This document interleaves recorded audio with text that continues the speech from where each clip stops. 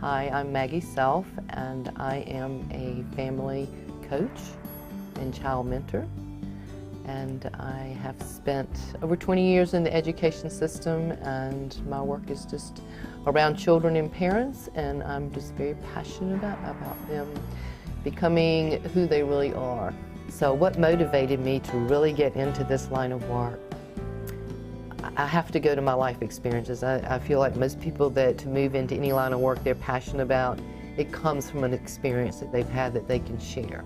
And I grew up in an era where our children wanted to be seen and not heard, and do as I say, not as I do.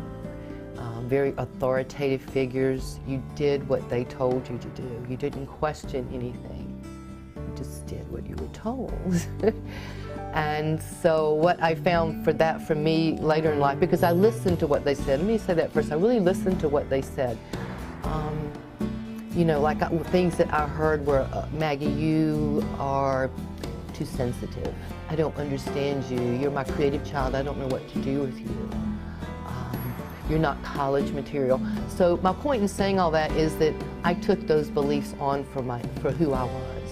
You know, well, if you don't understand me, how am I going to understand myself? If you don't know what to do with me, how am I going to know what to do with me? And the next thing that really motivated me to do this was teaching school for over 20 years, and I saw many children kind of sliding through the cracks. Their really genius, their potential expression was not being nurtured or recognized because they didn't fit into a mold.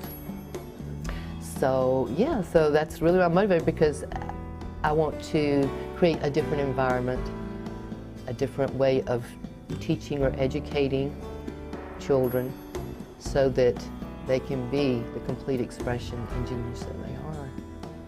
I think what makes it unique is that I have found through my teaching and stuff that, and just raising my own kids and things, is that a lot of times we focus on the behavior and we want to change someone's behavior, and we think if the behavior changes, everything's going to be okay.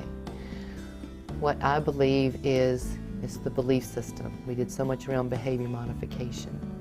That's not where the problem originated. So we have to go to the source, and the source is the belief. So what we do is we work on the belief the child is holding, or the belief around parenting that the parents are holding. Because what that does is that it blocks all creativity.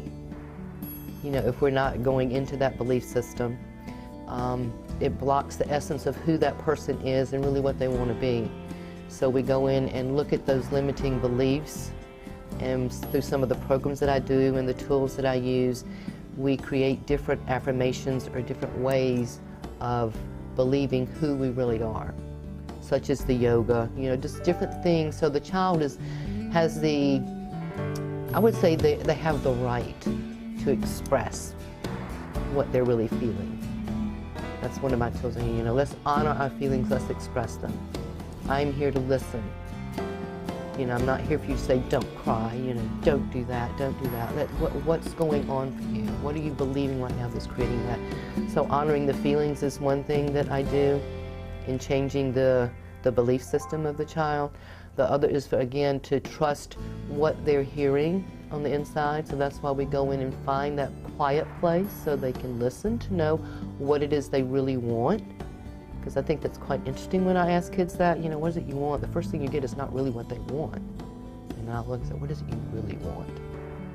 And so that kind of gets to that. And then the last thing that they all learn, the parents, the child, and then the family together, learn to live from their hearts. You know, it's all about respect. It's all about allowing, and it's all about acceptance. So that's the heart piece of it.